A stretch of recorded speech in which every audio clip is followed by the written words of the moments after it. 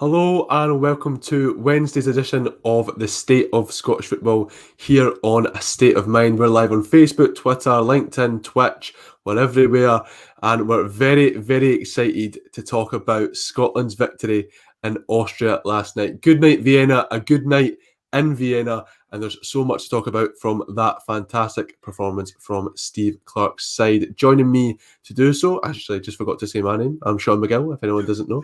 And joining me to go over this game, first of all, is Mr. Jack Donnelly, who is primed and ready for this conversation, I am sure.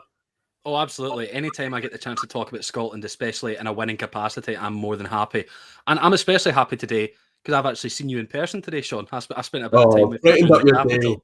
So, I mean, you weren't wearing that bright yellow top. I mean, that would have brightened it up a bit more just in terms of quite literally brightening it. But no, it was good seeing you today, and I'm happy to be here speaking about Scotland with you tonight. There's Struan in the comments, Scotland did that. Emoji isn't working there, pal. It's just a black flag, which is a bit depressing. But, we appreciate the sentiment anyway, Struan. And also joining us on this lovely Wednesday evening is Grant Campbell. Grant, how are you doing? I'm very well. I'm even better for seeing you guys. Tote Samosh, fantastic last night, and I am really looking forward to this. Yeah, I can't wait. It's always much easier to do it when Scotland have won. I'd be interested to know how you guys felt before this game. There was a lot of chat about how the players were feeling coming into it. Callum McGregor said in the press it was a must-not-lose game as opposed to a must-win. Grant, how did you react to that attitude? Because some people saw it as a little bit defeatist, a little bit pessimistic, and perhaps a sort of a prime example of the Scottish attitude at times when the attitude should have been, we've got to win this. How did you feel coming into this one? I felt a little bit unsure, to be honest. I really didn't know how the game would be approached by Scotland, I have to admit. What I will say is I think Callum McGregor was told what to say to the media. I don't feel for 1 minute that is McGregor's full thought on the game on its own. You know, I think they were kind of told behind the scenes, look, we're here to give it our best damn shot. We want to win the game. But I think they were trying to play it down, almost Ranieri-esque, if you know what I mean, after they were obviously in the Premier League all those years ago. But what I do think is it maybe focused the minds a little bit. You know, psychology in sport is so varied and so interesting to explore. And, you know, I think going into the game, it maybe took a little bit of pressure off the Scottish players because watching the game, it felt like Austria were the team that were under the most pressure in the match and not ourselves, which was quite interesting because I thought going into the game, Austria, obviously off the back of shipping 5 against Israel on Saturday night, quite an extraordinary scoreline. Scotland obviously won the game against Moldova. I think there was a little bit of a OTT reaction from the game. Okay, yes, we didn't finish some of the chances we had, but ultimately we did win the game. So, you know, I do think that some of the reaction going into the game was a little bit over the top. It's been an interesting week, and I'm sure we'll come on to talk about it, but I think Steve Clarke has been battered from pillar to post by sections of the media, sections of the Tartan Army, sections of pundits like ourselves. Some fairly, some, I think, very harshly. But I think he's come out the other side of it massively stronger for it. And boy, what a result last night. But to answer your question, in terms of the the feeling going into the game, I think possibly it was a little bit of a smokescreen looking back now. But, you know, I think in these sorts of circumstances, if he had come out and said, oh, we're going to go and try out to win the game, and we'd ended up with egg in our face, it would have looked rather stupid. So it's a bit of a catch-22 in some respects. I completely agree with you there. What about yourself, Jack? I know you'd had a lovely evening at Somerset Park before. We'll get onto that later on in the show. But heading into the Scotland game, were you hoping that one of your teams wouldn't completely embarrass themselves, I guess? Well, I mean, I don't know if we can call it a lovely night considering I left before full time. But as you said, we'll probably get on to that. You got suntan from the game. I do, yeah. That's the one positive thing I can take away from it. You walked into that room at uni today glowing. It was a great tan.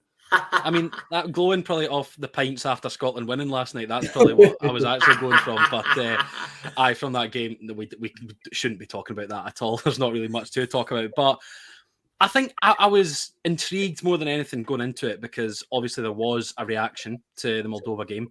I didn't necessarily think it was a good performance. I think it was what we needed from it. We needed the win, and we got the win, so I was happy with that. But I think we could have done a lot better, especially up against the opposition that we were playing against. I mean, it's going to sound disrespectful to Moldova, but I mean, we were looking toothless at points against the 175th ranked team in world football. So that didn't really give any sort of positivity or any sort of encouragement going in to last night's game. But I want to see how he came up and how he set out more than anything else in terms of the starting 11, because when I first saw that starting 11 last night, it kind of seemed to be the starting 11 that everyone in the country was clamouring for, the best possible 11 players we could have put on that pitch, especially considering we were kind of forced into playing Stephen O'Donnell at right back after Nathan Patterson had to withdraw from the camp. And I'd imagine you're going to get onto it a bit later, Sean, but it was a really good showing again from O'Donnell down that right-hand side. I think he does this every single time his doubters start growing in numbers. He just silences them every single time, which is just really good to see from an international point of view, absolutely. So I was definitely more intrigued than apprehensive, but there was just that sense of, if we don't go at this from the first whistle, we could really be in trouble, and they could punish us as they did in the reverse fixture by taking the lead twice because we showed them too much respect at Hampden. So if we'd went with that approach, I would have been worried, but thankfully we didn't. That's a really good point from Jack there. But Grant, it kind of seemed in the first 15 minutes or so that we might go with that approach again of showing Austria a bit too much respect, because they were it was kind of a wave at the start of Austria pressure. What did that do for the nerves? And were you concerned that it was going to be a long night at that point? I was quite surprised how open the game was in the early stages. It was a bit of a basketball game in the first sort of 15, 20 minutes. I mean, I think Andy Walker mentioned it in commentary, didn't he, with Ian Crocker, how open the game was. There was a lot of spaces on the flanks, and I actually thought that could have played to our advantage a little bit. You know, Jack mentioned about O'Donnell getting a lot of space on that right-hand side. Well, I think the same was very evident down the left-hand side, and I thought Robertson and Tierney had a good understanding on that side of the pitch, and obviously that allowed Shea Adams to come a little bit wider as well and really influence himself in the game as it wore on. There's always that bit of nerves in the early stages of a game. You want to start any away game in international competition well. I actually thought, even though Austria had a lot of territorial possession in the early stages, never really troubled Craig Gordon up until the 80th minute. I'm sure we'll come on to talk about that. But to be honest, apart from one Arnautovic swivel and shot that was a couple of feet wide of the post, that was really about it from Austria in the early stages. And I thought we marshalled the game very well. I thought we were well drilled defensively, and ultimately Clark set the team up quite well to soak up the pressure when required, but also to be a little bit more inventive when we did get possession. And I thought out of possession throughout the game last night, I thought we were, to a man, outstanding. Yep, absolutely. Let's get on to the big moment that kick-started the game for Scotland. A seemingly sort of innocuous coming together in the box at the time, but then you see the replays and you get that little bit of hope. Jack, talk me through your experience of that, because I know you were in a different pub to me, but it was quite an experience. Because me personally, I've never seen a football team that I support get a decision from VAR. That was the first time. So it was quite an experience waiting for the referee to make his decision. So I talk me through that, and whether you think, in retrospect now, it was the correct decision in the end. Well, I think I was quite like you, Sean, in my viewing of it, to be honest, because I saw it as a bit of a coming together in the box, and I just thought it was a fairly strong challenge from, it was two Austria defenders in the end that were coming there to block off Shea Adams from getting a shot or getting a pass away, and I just didn't really think any more of it. But then I saw the replay, and you see Hinteregger with both of his hands right here, like pulling it, Shea Adams pulling him back, and I'm thinking to myself, this could potentially lead to a VAR decision. I'm not really sure if it will or whether there'll be anything in it. But I think the more time went on and the more I saw it, I had it in my mind that that's going to be a penalty. So I was kind of convinced of myself that it was going to be a penalty when the referee did step to the monitors to take a look. And I was more trying to figure out in my mind, is he going to produce a second yellow card here for Hinteregger? Because he's denying him a clear goal-scoring opportunity, realistically, by pulling him back, pulling him to the ground. And he'd just been booked, 5 minutes before this coming together. So I had it in my mind that we could potentially have a penalty and be a man up going into the rest of this game, which would be absolutely massive. And I was glad that the penalty was awarded. It was, in my opinion, the right decision.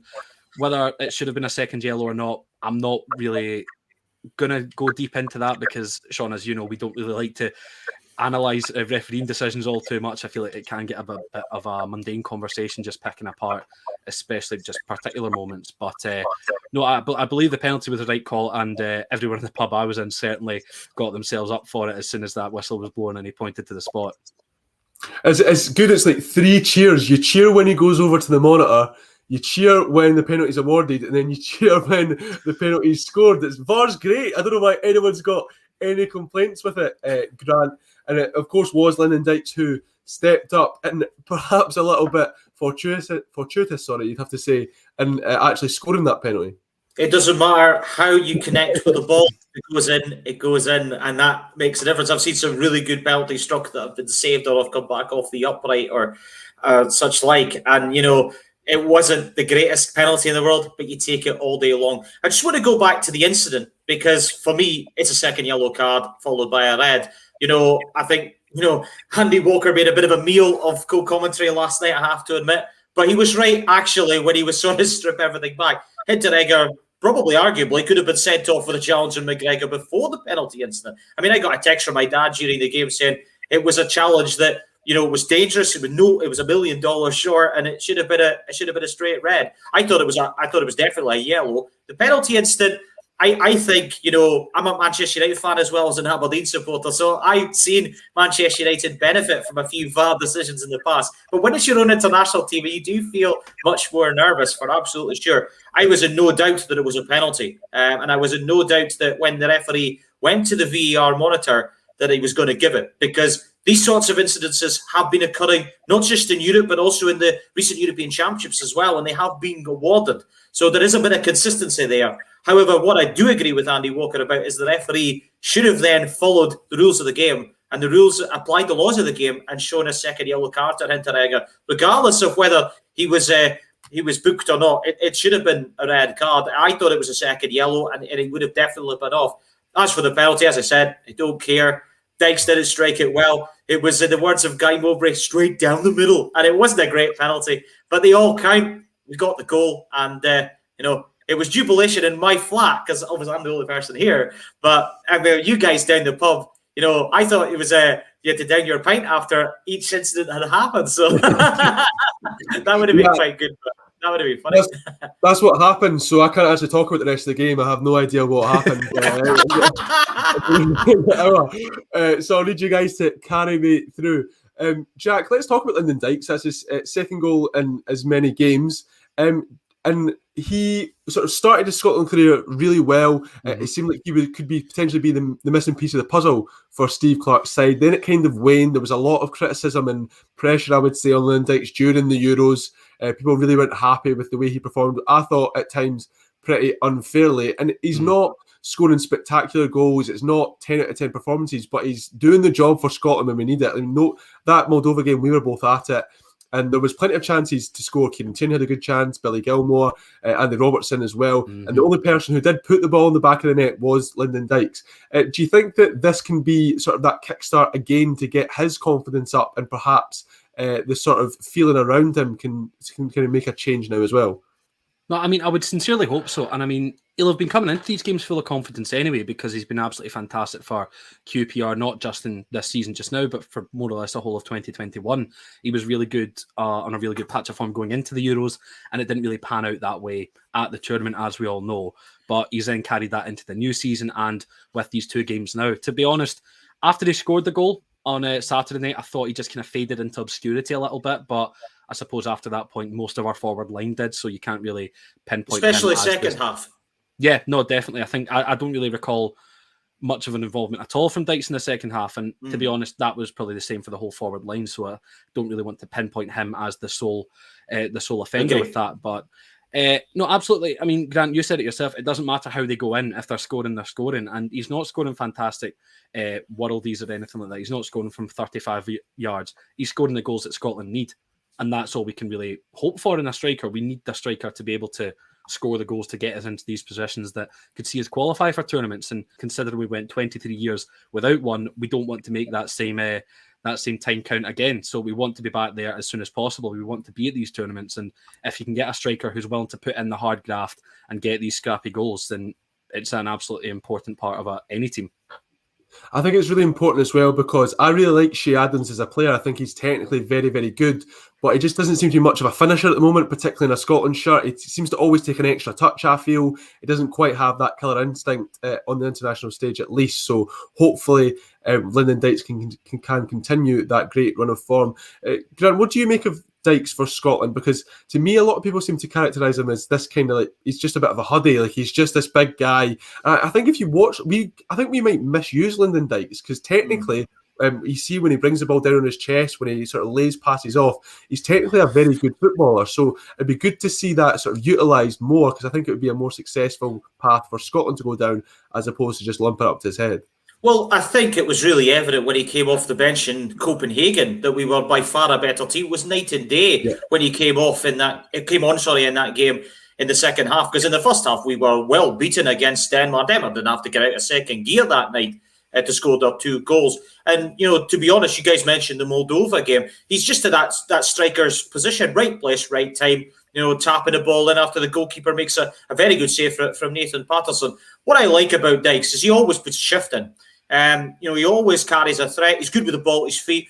A lot of people think that tall strikers are very good with the ball in the air and are very physical. I think Dykes is really good with the ball at his feet. He's actually got some good turn of pace as well. I think him and Adams are a good blend as a partnership, and I think long-term, Clark will want to see that evolve. I personally feel going forward that should be the 2 up front every game going forward for Scotland because that partnership just works so well. There is more to come from Adams. There was periods last night where I actually thought he was very good.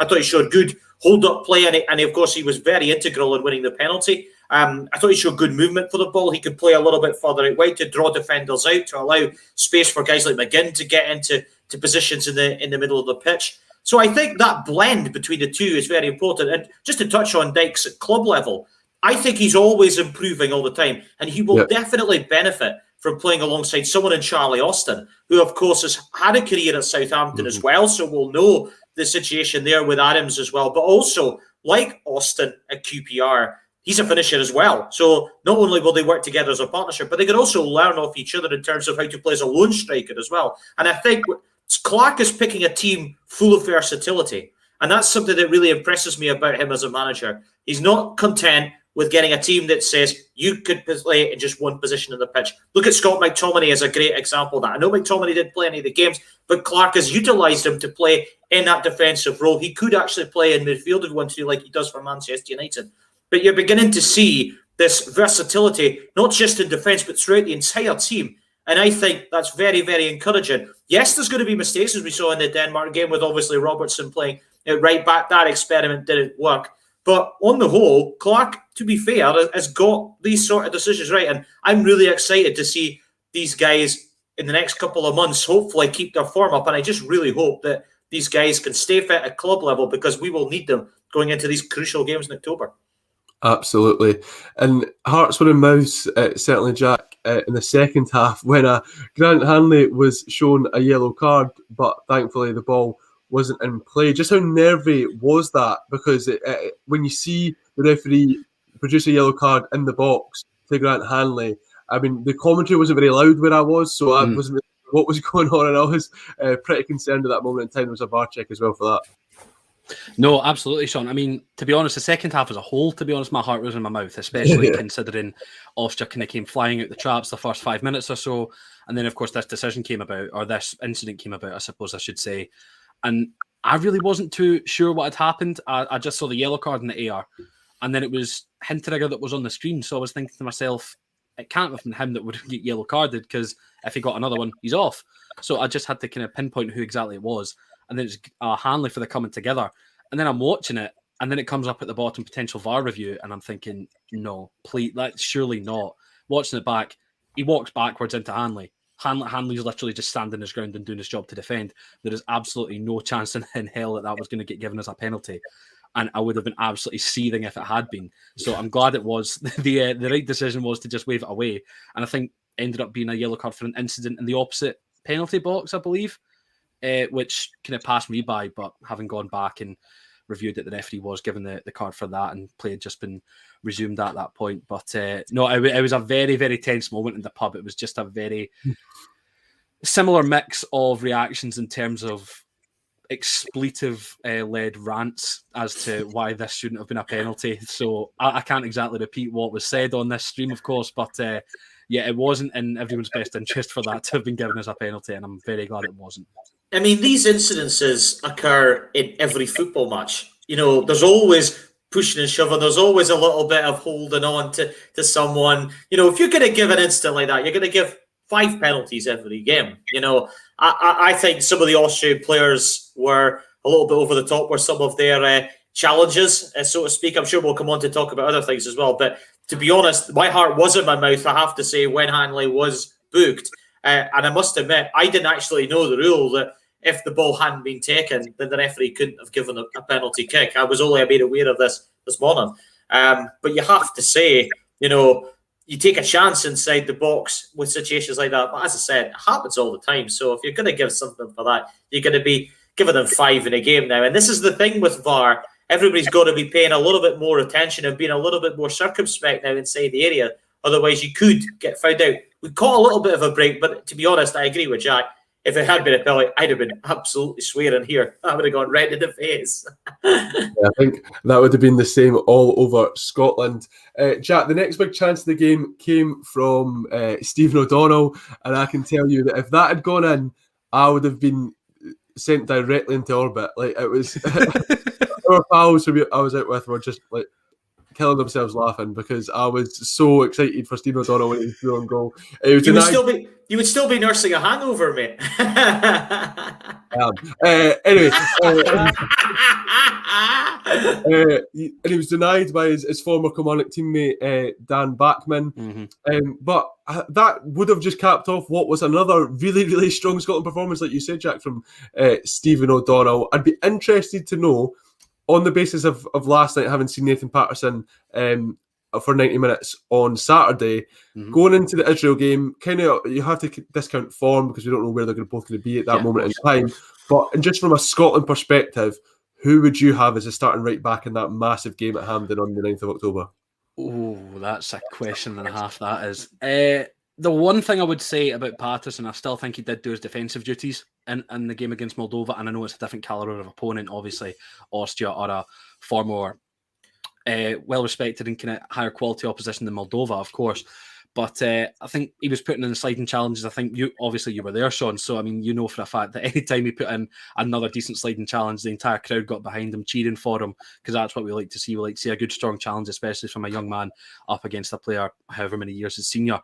It's tough to say because O'Donnell very rarely kind of puts in a poor shift for Scotland. He's really just maintained a good run and he's been very, very, very consistent. And it's just it is a bit of a shame because I think if he had that extra yard of pace in him, he could have taken an extra touch and taken the ball further into the box and potentially could have tested Bachman even more than he had to, because I think if he knew if he took the extra touch, he was going to get caught from behind and the chance would fizzle out to nothing. So fair play to him for recognising that, taking on the shot anyway.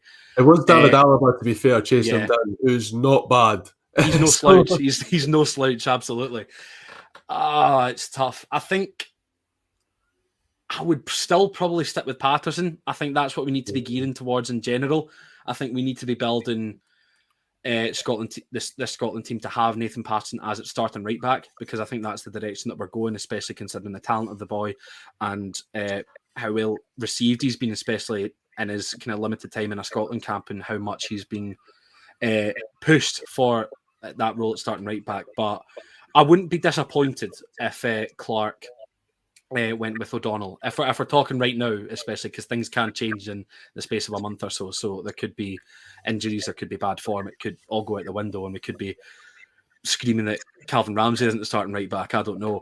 It could just go completely out the window. But out of the two at the moment, I still would go with Nathan Patterson, but I wouldn't be disappointed if it was to be Stephen O'Donnell starting against Israel.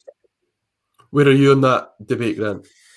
I'm actually in the O'Donnell camp, and I'll tell you why. I think Patterson needs to be playing more games domestically for Rangers. I think the biggest issue for Patterson is the fact that James Tavernier is still above him in that right back role in the club. He's tried to displace the Rangers captain, and I think that is so difficult to do. As great a player and as great a talent as Patterson is, that is ultimately a big problem for Steven Gerrard and obviously for him as well. I thought O'Donnell was sensational last night. You cannot deny that O'Donnell has a big heart. The game in Serbia, I thought, was outstanding. Last night, he was outstanding again. Big game players come up with the goods in the game at Wembley against England. Outstanding again. I had a discussion with this with a few groups of people over the course of the last few days. I think O'Donnell is often regarded as a little bit of a scapegoat at times when Scotland have a poor performance. And quite often, it's not always his fault. A lot of people were blaming him in the Czech Republic game, for example, the Euros. I don't think it was his fault at all. Certainly for one of the goals, I didn't think it was his fault. I think a lot of people don't think O'Donnell playing in the club is trendy because he doesn't play for Celtic or Rangers. That's just possibly a fact. I don't know. But, I have to agree with Jack in the sense that Patterson is the trendier option for Scotland moving forward, in the sense that you've also have Tierney and Robertson on the other side who are trendy anyway and have obviously been making it in the Premier League at Arsenal and Liverpool respectively. But Stephen O'Donnell always puts in a shift. And I'll tell you something, I would have been absolutely busting with pride if he'd scored that goal last night because he did everything right. He did absolutely everything right. He made a great run, just super little pass through to him, timed his run to perfection. And I'll tell you something, right? People would say, he probably should have scored. I don't think he should have scored at all. I think he hit the target. Alaba was coming back from him. He was clearly quicker to get back for them. O'Donnell was clearly, pushing so hard. He had to come off, I think, very shortly after that. So he'd run himself into the ground. And it was a great strike. He hit a target. And Bachmann, of course, his former Killie teammate, made a very good save. And, what I like about O'Donnell is he's quite disciplined. A lot of people think he's got, a mistake in his game. But everybody's got a mistake in their game. And I like guys that play for the shirt. And O'Donnell, you cannot deny, always puts himself in the frame every time Scotland play. He's always there. He's always willing. A lot of people say that Steve Clarke's loyalty to him is there to be seen. You can't deny that the games I just mentioned, the Serbia and Austria games away and England especially, that O'Donnell was probably one of our better players in each of those three matches.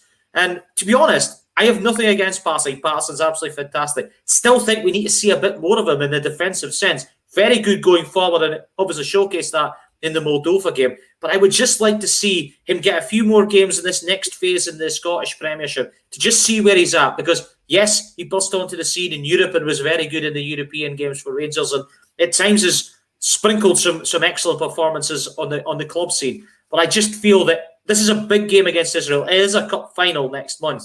I think Steve Clarke will go with tried and tested. And O'Donnell, as I've just mentioned there in my response to that, has been there, done it, and been crucially very good in those games, been very consistent. So I would claim towards O'Donnell, but I do think for the future, for a longer term, Patterson maybe does come into the fold. But this Israel game is a cup game. If we win it, we're in the box seat, and it's only ours to throw away. Yeah, I'm completely with you on that. I want to see Nathan Patterson prosper. I want him to get more minutes at Rangers, and I think that he will be the future of that right back or right wing back berth for Scotland. But in that game against Israel, I think it's got to be Stephen O'Donnell. And I think you're onto something when you talk about the fact that he's perhaps not trendy. I think that it's a little bit of snobbery from some fans of bigger clubs in Scotland, the fact that he's made his career, his name so far at Kilmarnock and Motherwell, and that's where he's got his Scotland caps. Well, Steve Clarke mentioned it last night, didn't he, in his post-match interview? Stephen O'Donnell, Motherwell. Paul McGinn, Steve McGinn obviously came on, Hibs. You've got options in there that are playing for clubs in the Scottish League. Obviously, you've got your Rangers and Celtic players in there, but you've guys that are playing. If you've Lewis Ferguson, Aberdeen, we haven't even mentioned Lewis Ferguson. The Kevin Nisbet, Hibs. I think Clarke is utilising the Scottish Premiership to his best interest. Okay, it's great to have the Premier League players in there. Of course, we need them. We need Tierney, we need Robertson, we need John McGinn, who, by the way, was sensational last night, I have to say. But, I think you just look at that and think, hang on a minute, we have a very good blend here. Why not utilise it? Yeah, I think this is an interesting comment coming in that O'Donnell was the first choice for Alba, Scotland. The second choice is Ralston. The fact the panel hasn't even mentioned Ralston speaks volumes. I think the absence of Ralston in our chat is probably because he's not in the Scotland squad. And I think, personally, I'd suspect Tony Ralston to lose his place in the Celtic team to Juranovic. Can I just make a point? can I just make a point in Ralston? Ralston has had a good start to the season for Celtic, but for me, those two guys we've just mentioned on the show have both consistently been better than Ralston for the last couple of seasons. I mean, Ralston only got back into the team under Postecoglou because Neil Lennon didn't rate him in a Celtic shirt when he was manager last season. You know, he was opted to play Jeremy Frimpong on that right-hand side of defence. You know, I think Ralston's had a good start to the season. He looks to be blossoming under Ange, but it's still too early for him, in my opinion. You know, we haven't even talked about Calvin Ramsey from my club, Aberdeen. You know, Ramsey's got a fantastic potential as well. I think we have options there. I'm not saying we're not discounting Ralston. We're saying we think there's guys that are ahead of him in the queue at the moment, but he could play himself into contention. What's the difference between Nathan Patterson and Anthony Ralston in terms of game time over the last season? Do you think that why should, just sort of looking at it from taking a step back, should Patterson be considered as above Ralston in terms of minutes and what we've seen? Because they're probably not too far apart. Why Patterson over Ralston, basically? Jack, do you want to take this one? No, I think I'll answer. I'm just trying to kind of go from the Ralston point, because I can completely agree. I can completely understand rather why Red Scotland is pushing for Ralston to come in, because I'd imagine a number of us might have been doing the same, to be honest. I mean, kind of going into this squad, we potentially could have been hoping for someone like Ralston or maybe Ramsey to have come in and gotten a call up, and I think that's completely warranted because he has had an excellent start to the season. But I think Ralston's mistakes probably outweigh his positives at this point. I mean, he was really kind of... I mean, going into the start of the season, Celtic fans were in absolute dismay that Anthony Ralston was their starting right back. And it's just very, very quickly changed. And I think that, and being as respectful as possible, that does happen a lot at the big teams. Their opinion on a player can just turn very, very quickly just based on a few good games. And it happens at every team, absolutely. But I feel like when pressure is so high and every game is as important as it is, for a team like Celtic, that opinion can change even quicker. And I do kind of echo your point, Sean. I mean, I would expect Ralston to drop out of the team for Josip Juranovic once I think he only started the Old Firm on at right back and Juranovic left back because Taylor was injured, if I'm correct. Right.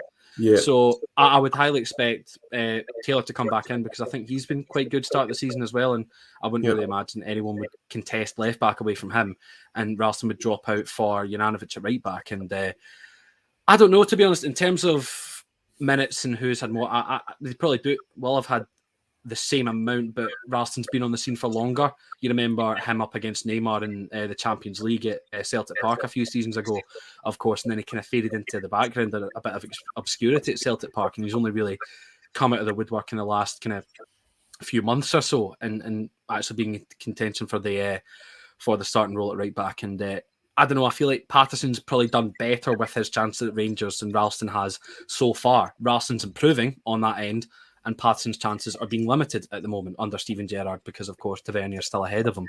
So I can understand why it is a fairly balanced argument, but I think for me, Patterson's got potential to be a better player than Tony Ralston, and I think you just need to kind of take that into account. I'm not for 1 minute saying that Ralston's a bad player and that he doesn't deserve a look in because he's had a great start to the season. What I'm saying is Patterson is probably going to go on to be the better player, and if we have the opportunity to nurture a player that could be better than another option early, why don't we do that? Yeah, I completely agree with that point of view. Also, Patterson has shown that he is good in the European games, particularly last season when he came in to that Europa League games against, I think it was Antwerp, wasn't it, when he came off the bench and scored within a minute after coming on at half-time. Ralston, for me, is a bit of a catch-22. Jack made a very good point. You know, when he had first arrived on the scene, looked very shaky, looked extremely nervous, looked like he had a mistake in his game. I thought he was ridiculed in the Champions League by Neymar that night against PSG. I thought he was taking the mick off, quite frankly. I know he laughed in Neymar's face, but I think he should have been laughing himself because he was outclassed that night. But what I will say about Patterson is he still needs to knuckle down. Yes, the whole situation in the past, you know, he got in trouble for the situation with COVID.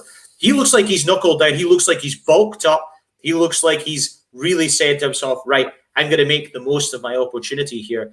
I feel Ralston is taking time to get there. He's getting there, but for me, he, as Jack mentioned there, he's only burst onto the scene, as the phrase to use, this season.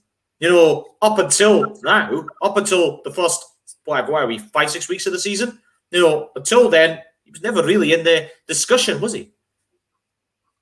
Yeah, I think I completely agree with what Jack was saying, that for me, Nathan Patterson has a higher ceiling than Tony Ralston. I expect I Nathan agree. Patterson to grow into that shirt and that be very much his home for a long time for Scotland. So I think that it makes sense to have him and the experienced head of Stephen O'Donnell next to him. So for me, it's pretty self-explanatory on that front. And we should get on to talk about another player. We're talking about opinions change and all that sort of stuff, Jack. Jack Hendry was absolutely phenomenal last night for Scotland, a player who was ridiculed for his time at Celtic, has gone away to Belgium and is now a Champions League footballer in his own right. And I think there's still a little bit of apprehension when he plays in the Scotland side, because his sort of mistakes were very well documented in a Scotland shirt. But to see, it goes throughout this team, to be fair, resilience and coming back, but to see Jack Hendry prove the doubters wrong again last night, which is fantastic to see. No, it completely was. And I'm someone that admires Jack Hendry for what he went and did in terms of realising that it just wasn't going to work out for him in Scotland. So he went further afield. He looked elsewhere in Europe to go and find himself an opportunity to forge a really good career. And within a year, he's already up sticks in his own league, in the Pro League in Belgium, moving from Ostend to Club Brugge. And it's a path that other players are looking to follow already. Lauren Shanklin this summer, moving from Dundee United to Beerschot, to potentially have a line of getting back in the Scotland team again under Clark. And I was really impressed with him on Saturday night, to be honest. I mean, I was there with a friend of mine and his family, and he was saying in the car back down to the West Coast, he was saying that he just wasn't convinced by Hendry. He just looked as though any time he could have just put himself into a corner and really made himself a bit of a target for ridicule and abuse.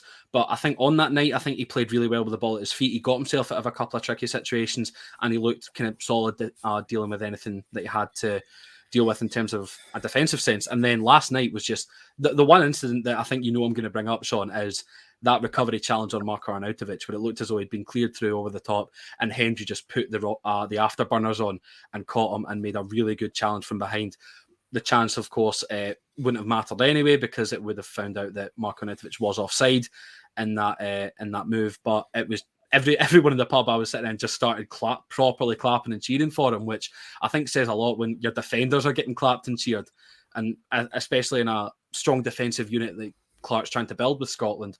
I think if you're standing out amongst that pack, then you're clearly doing something right, because I mean, you've got Champions League winning defenders in that back line, of course, with Andy Robertson, and Kieran Tierney is absolutely fantastic as well. Grant Hanley's come on leaps and bounds. But I think Hendry really, really put himself back in the good books of a lot of people in Scottish football over this weekend. Yeah, I think you're absolutely spot on. It's a good point here from Davy Boy. We'll see how he does in Champions League against elite players. Obviously, he'll come up against some fantastic attackers, no less Lionel Messi, Kylian Mbappe, Neymar in the Champions League. So that could be, I'd say, a tough test maybe for Jack Hendry, but hopefully he gets the minutes and hopefully gets the experience, because I'm sure it can only make him a better player.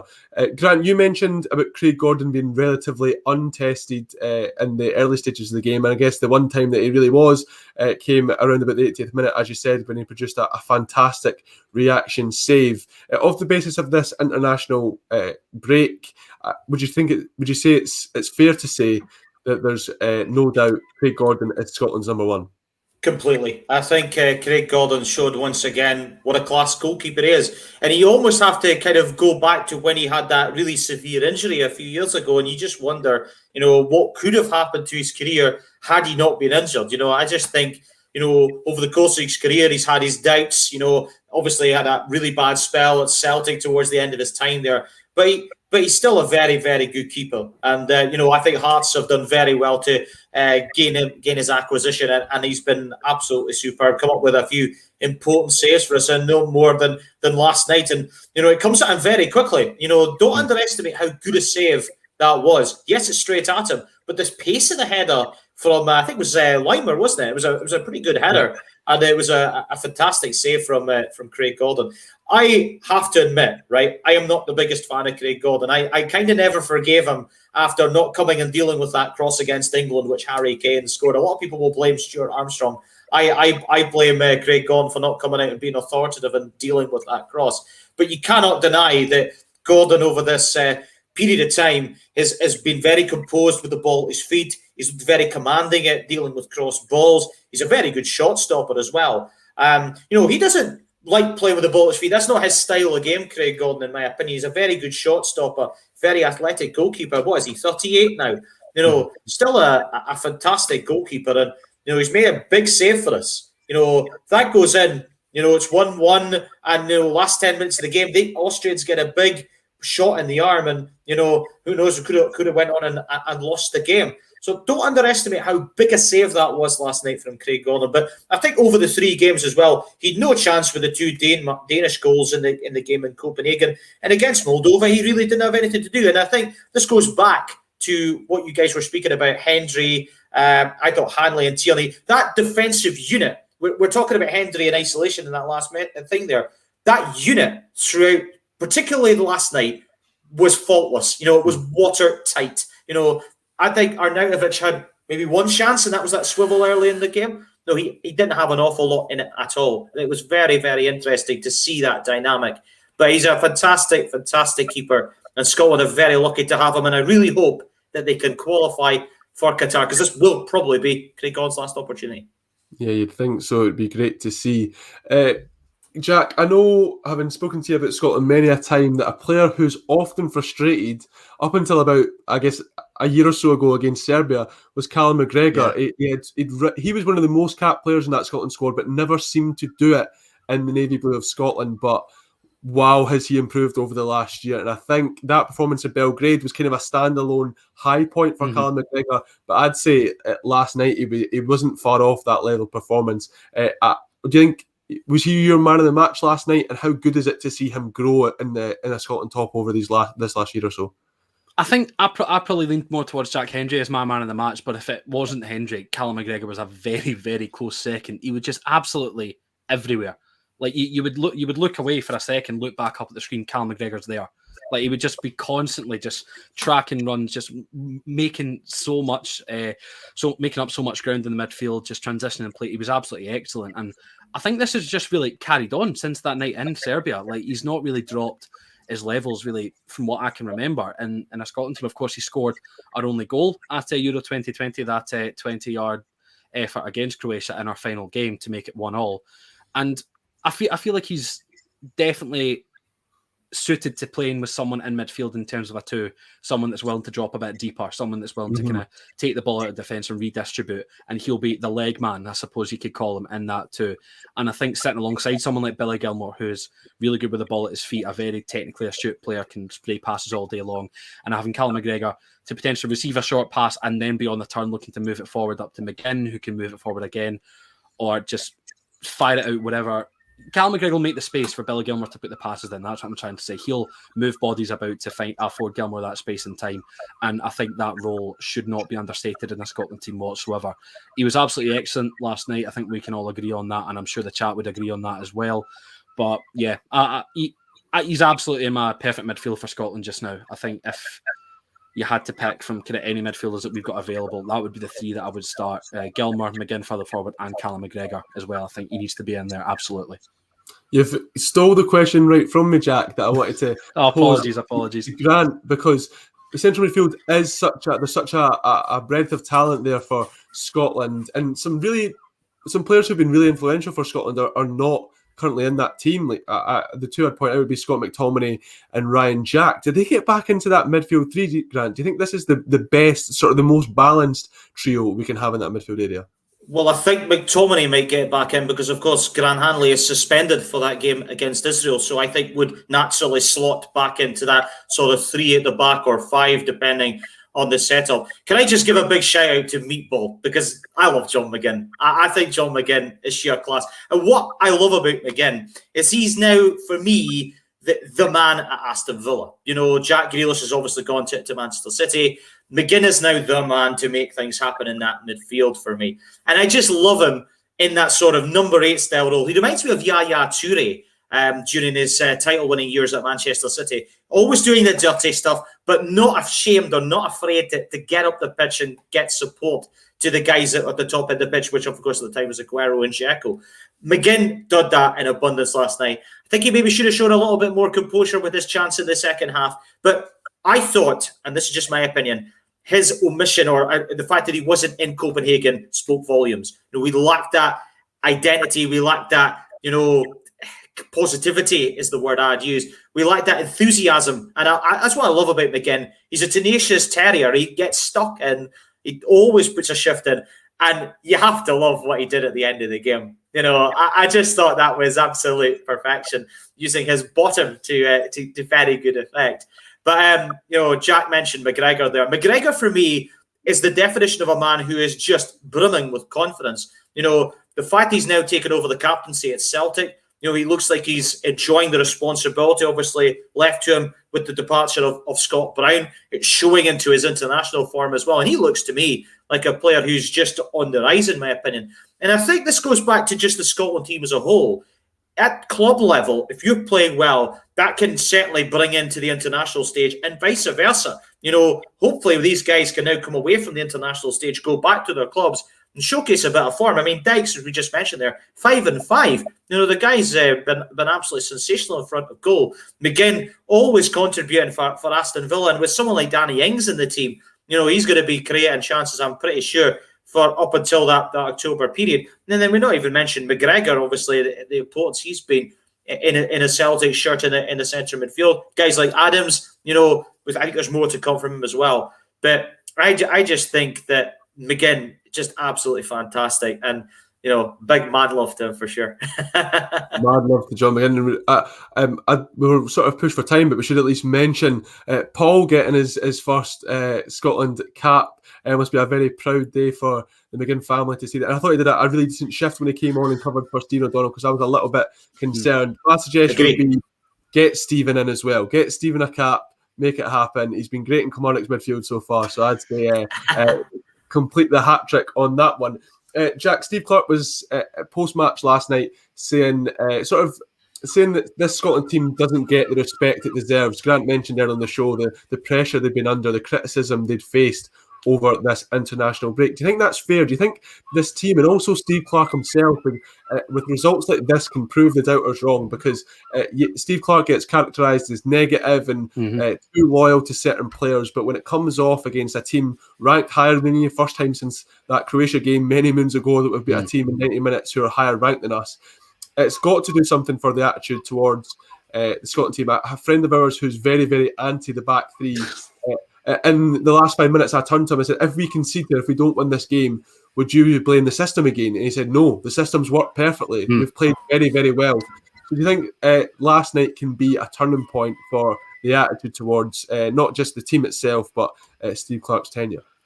I think it certainly could. I feel as though last night's been a bit of a turning point in terms of getting spirits higher than they have been recently around Scotland. I feel like we're almost back to that kind of same level as we were coming out of Serbia, maybe like a couple of weeks afterwards, because I don't think much could match that kind of night of Belgrade and seeing that penalty get saved from David Marshall. But no, I feel like when the system works, it works to absolute perfection. I think we've seen that in a couple of games. I mean, we completely locked out England in the Euros, and I know we kind of get teased and poked fun of for our 0-0 win away at Wembley, but it felt like it. Generally is what it felt like, because of how good we were on the night, and we really were the better team and potentially could have gone on to win it. And I think that was almost kind of similar to how we felt last night, because nothing really went wrong. Like, we dealt with everything absolutely perfectly, and that is down to the system, the way we set up. We knew that Austria do have some decent attacking players in there. Granted, they were missing a couple in Baumgartlinger and, of course, Marcel Sabitzer now with Bayern Munich. But no, I think there definitely is calls for kind of some more respect being afforded to the Scotland team and potentially the manager as well. I think he potentially could have been having a bit of a dig at the Austria manager, who I think pre-match was just saying that Scotland have one trick in their book and it's just going long. He kind of called us a bit of a long ball team in the pre-match build-up. Yeah. So I think Steve Clarke was more than entitled to get a bit of his own back and saying that he deserves and Scotland deserve a bit more respect, especially from opposition managers, because I think when you can lock out a team as we did last night, then managers need to be taking you seriously and really trying to figure out how they're going to break you down, because it's a tough job when it works out as well as it did yesterday. Yeah, all hail Sir Steve. All hail Sir Steve. I've been saying it for a very long time, and I find it extra sweet when he pulls off a result as he did last night. Grant, it's in our hands now. It's some massive games coming up.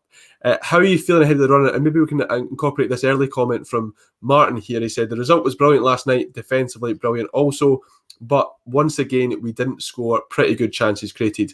Will this toothless nature come back to bite us in the playoffs if we get there? So how are you feeling ahead of these next few games? And is the playoffs a tangible result? And where are your concerns lying if we can get there? I'm a lot more positive going into the Israel game as I was, well, more so now than I was last night for sure. What I will say is that we should not take Israel lightly. You know, they're a side that have got good creativity. They just put 5 past the opponents we played last night. So they are clearly a very respected team. They've obviously played us quite a lot over the past, so they know our game, and hopefully we know theirs. It'll be a nervy night. There is no doubt about that. This is a cup final, but it's a cup final for Israel as well. You know, Israel have got Austria away as well to play, and they'll be saying to themselves, if they win the game at Hamden and the win in Vienna, they know they could put themselves in potential position for second spot. So this is a big game for both teams. But I just hope that the positivity discovered from the last couple of games especially will drive forward into the game, obviously, in October. Martin makes actually a very good point in the comments. I did feel against Moldova, we did pass up some great opportunities. But to me, that's not Steve Clarke's fault. Steve Clarke can only pick the team that he feels is going to win the match on the night. He can't tell the guys to put the ball in the back of the net for him. That's what I always say. But to be honest, you know, I don't think they were absolute sitters we missed last night. You know, there weren't as clear-cut chances as the ones we missed, say, in the Moldova game. The one from Billy Gilmore being the outstanding one that I can certainly remember for sure. So I am slightly concerned about that, but I'm also of the opinion that the positivity and the momentum that we have built going into this, it's important that we bottle that up and we utilise it to the best of our ability going into this Israel game. Because make no mistake about it, gentlemen, Israel are a good side. We're going to have to play well to win the game. You know, we don't have a particularly good recent record against them. And, you know, in the previous outing over in Tel Aviv, it was a bit of a battle and we needed a bit of a second half display to get something out of that game. That may be a very important point coming the end of this group campaign. It'll be nervy. I think it'll be behind the sofa stuff at times. I might have my hands in my face for a large period of the game, but I do believe, and I believe more now than I did last night. The start before the game kicked off last night, I should say. Yeah, and I think that something that plays into Scotland's hands will be what I'm sure is an absolutely raucous atmosphere at Hampden. I understand that it's close to being a sellout already. People have saw that result last night and gone, this is huge, which is great to see, Jack. I know you've got tickets. My gran has very selfishly decided to have her 80th birthday on that Saturday, so I won't be going to Hampden. I can't believe she's done that to me. What's she like? But it's a huge game that we're very, very excited for, and we'll be covering lots here on the state of Scottish football. It's a good thing it's not too far away. We can keep this momentum going in just under a month's time. Jack, we've got another topic there in our tagline, and it's some disappointing news, you have to say, as Glasgow City have crashed out of the Champions League after a 2-1 defeat in Glasgow, 3-2 on aggregate to Servette. Quite simply, Jack, how much of a disappointment is that for Scottish football? It's hard to say, to be honest, because I think the kind of recent forays into the Champions League have kind of been a bit unprecedented. Of course, we're all reminded of Glasgow City's really good run to the last 8 of the competition a couple of seasons ago and playing up against some really, really high quality opposition. But of course, it's going to be a disappointment because you want to see a Scottish team in the Champions League at least one, or hopefully more, fingers crossed, as much as you possibly can. And I think it'll be equally as disappointing because City took the lead in this match tonight. Priscilla Chinchilla scoring again. I feel like she's just on an absolute tear at the moment. One of the real bright sparks in women's football in Scotland at the moment. She's been fantastic for City during her time in Glasgow. And I feel like it'll be one that Grant Scott won't be taking too kindly to, the fact that they were able to kind of throw away a lead and end up losing the tie overall and on aggregate, especially after they'd done such a good job getting the draw away. And I think the French team, I could be wrong with that, but I feel like I could be completely wrong with that. But Servette, Swiss, thank you, Grant. So away in Switzerland. So yeah, no, I feel like it's going to be a tough one to take. But now City can focus on retaining their dominance in the domestic game. The Hibs media representative of me, the Hibs Hibernian women staff member of me, hopes it's not as dominant as it has been in previous seasons, and hopefully we're a bit more up there this season. But they'll have an entire focus on making sure they're absolutely back in this competition this time next year. And Jack, sorry, Grant, I'll come to you now and ask you. Jack sort of mentions there about Glasgow City getting to the last 8 last season. Was it Wolfsburg they were knocked out by? Is that right? Have I made that up? I think it was. Yes. Yeah, who are a very decent side, a lot of history in the Champions League. And the fact they got to the last 8 now and they've been knocked out at this early stage, do you think that's a sign that the City have maybe regressed a little bit, that title race could be that little bit closer, and their search for a 15th consecutive league title could be under a little bit of pressure? I'm not entirely sure how to answer this question. I mean, it's a massive disappointment to lose tonight. It's a massive disappointment to go out of any competition. One thing you have to strip back here is that Glasgow City are still a club in transition. You know, obviously Scott Booth, very successful coach at the club, moves on down to the WSL. You know, that is a big loss. You know, Scott Booth did a lot of great stuff in the Scottish Women's Professional League, and when you lose a top coach like that, you know, that's a big loss straight away. I watched quite a bit of the game, actually. I didn't watch it all, but I watched quite a bit of the game. Glasgow City got off to a great start. Chinchilla's been outstanding. She's a fantastic player. But there was a big moment in the game for me at 1-0 when Fula Tadulu was clean through on goal. Goalkeeper made a very good save, but I think she should have done better. And that was a big moment. Had Glasgow City got the second goal, I think they would have ran away with the game, because that was a big moment in the game. But one thing that will disappoint Grant Scott will be the 2 goals they conceded, because they were both avoidable goals, in my opinion, especially the second one, a bit of miscommunication. You know, I think maybe Lee Alexander could have done a little bit better, and she hasn't particularly started the season well. She had a little bit of a mistake in the Motherwell game in the SWPL at the weekend there and got away with it. Glasgow City obviously won the game very comfortably, but you know, it is early days under Grant Scott's tenure. He's on a bit of a hiding to nothing, really, because how do you kind of kick on after what someone like Scott Booth did at Glasgow City? In terms of the battle for the championship, I think it's going to be very hotly contested. Rangers have obviously recruited very well, hoping to try and you know, respond after not making the Champions League qualifiers this last season. You know, losing it to Celtic, obviously got in there, and they'll be strong again. We watched Celtic at the weekend beat Aberdeen 4-2, looked very impressive. Rangers have, you know, recruited very well. Jane Ross coming in, by the way, is an excellent bit of business.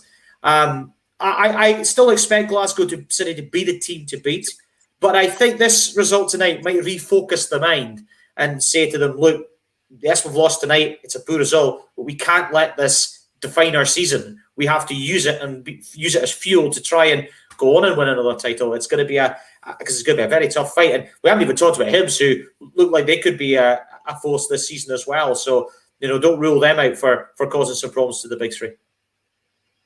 Well, you're here, Jack. I might as well ask you about that. Do you feel like Hibs can pose a big threat? It seems that obviously Glasgow City have had their dominance over the last few years, and Celtic and Rangers have made their teams sort of put them on that pedestal and made sure to give them proper financial backing. Do you think? I don't think Hibs would be aiming for the title, but do you think that there's a suggestion that Hibs could be queen makers, I guess, in this scenario? It is an interesting one because, of course, over the last few seasons, we've seen Celtic and Rangers gain a lot of financial impetus in terms of they've been invested in a lot more heavily than they had been in years gone by, and they've been able to climb themselves back right up to the top of the table, as we saw last season. Of course, Celtic getting second, Rangers third. But I mean, I've just seen kind of all the ins and outs of Hibs, and the one thing that's different with Hibs this year is that they've not lost any of their best players, which is quite rare because in seasons gone by, their best players would kind of been poached by potentially teams down the south. I mean, a couple of seasons ago, it was Jamie Lee Napier going down to Chelsea. You had Keelan Miki going over to Denmark, I think it was, or a Nordic country. It definitely was. And Jenna Pfeiffer, starting goalkeeper, going over to Rangers, and she's obviously playing week in, week out there now. And we've only been able to add to the squad this season, bringing in the likes of Alexa Coyle, who's been really impressive in the first few games of the season. Michaela McAloney, the best player at Spartans, and has been for a couple of seasons, coming in, slotting into the midfield, and getting basically a clean bill of health as well for the majority of the squad. I know Amy Gallagher was out on Sunday rather, with a little bit of a knock, but having Siobhan Hunter, Joelle Murray and Leah Eddy all in at defence from the start is absolutely massive, because those three are absolutely quality and have been for a long time. Of course, Leah Eddy getting her first Scotland call-up towards the end of last season. So I definitely think there could be a case, and I wouldn't be surprised to see Hibs really challenge and make those make these games against the big three of women's football in Scotland a lot more competitive than they have been. And I mean, they were competitive last year. The games I saw, especially towards the end of the season against the likes of Celtic and Rangers, the scoreline flattered the Old Firm sides. Agree. I think the 3-1 game at K Park against Celtic, Amy Gallagher scored first with a free kick. Hibs were competitive right the way through the game, and it was just unfortunate strokes of luck to get Celtic the 3 goals in that 3-1 win, and it was only a 1-0 loss to Rangers at the RTC. Again, it was just a very kind of unlucky game for them to come out and lose. So I do see a bit of a change, and I do see potentially a bit of a swinging of the tide potentially, and I think it could be a lot closer between the four than it would be suggested, having gone on seasons previous. Yeah, here's hoping for a really entertaining SWPL 1 season. It's great that it's been highlighted much more prominently than it has been in recent years, of course, with the Monday night sports scene show. That's 7 o'clock, so we better make a move. But I could talk to you guys about Scotland, women's football, so much to talk about at the moment, and we'll continue to do so every weeknight, 6 p.m. here on the State of Scottish Football. Back tomorrow, as we always are. Thank you very much to Jack Donnelly and Grant Campbell for joining me. Thank you to everyone who tuned in this evening, and we'll see you again very soon.